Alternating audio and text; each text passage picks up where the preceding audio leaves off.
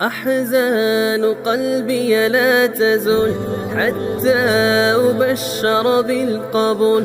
أحزان قلبي لا تزول. بسم الله الرحمن الرحيم.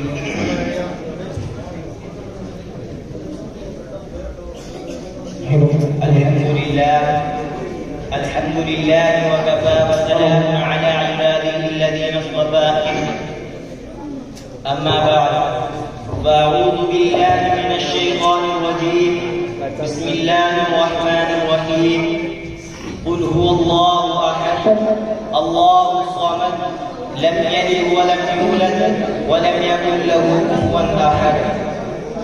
وقال في مقام آخر: إن الله لا يغفر أن يشرك به ويغفر ما دون ذلك لمن يشاء. صدق الله العظيم.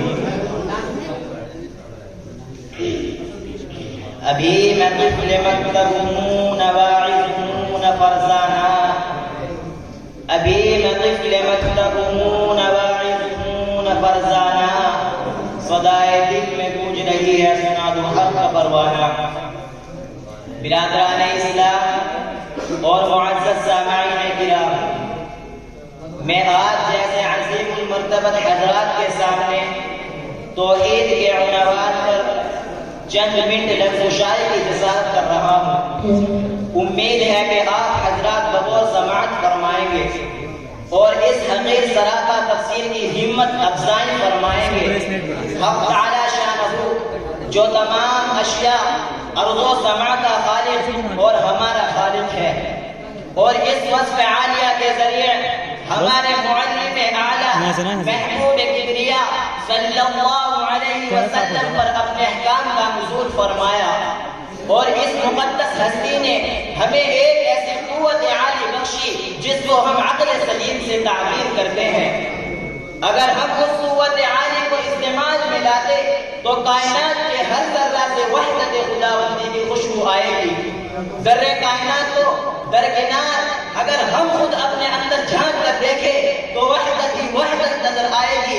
اللہ نے ہم پر بے شمار نعمتوں کا نزول فرمایا، اور اس کے باوجود اگر ہم کسی معاصی کے مرتکب ہوتے ہیں پھر وہ ذات کریم جس کا فضل و کرم اس کے غضب پر غالب ہے ہمیں معاف فرما دے گا.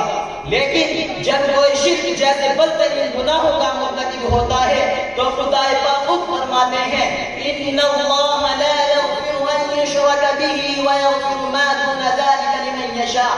بے شک رب کائنات مشرک کی مغفرت نہیں فرمائیں گے اور اس کے علاوہ جس کی چاہیے مغفرت فرما دیتے ہیں. اسی لیے رب کائنات نے اپنے مخلوق کو رشد و ہدایت اور صراط مستقیم پر گامزن کرنے کے لیے کم و بیش 1,24,000 انبیاء علیہ السلام کو دنیا میں مبعوث فرمایا. تمام انبیاء علیہ السلام نے توحید کی تبلیغ فرمائی، تمام کی دعوت وحدت کی دعوت دی. من جن واقع رب العالمین واقع دعوت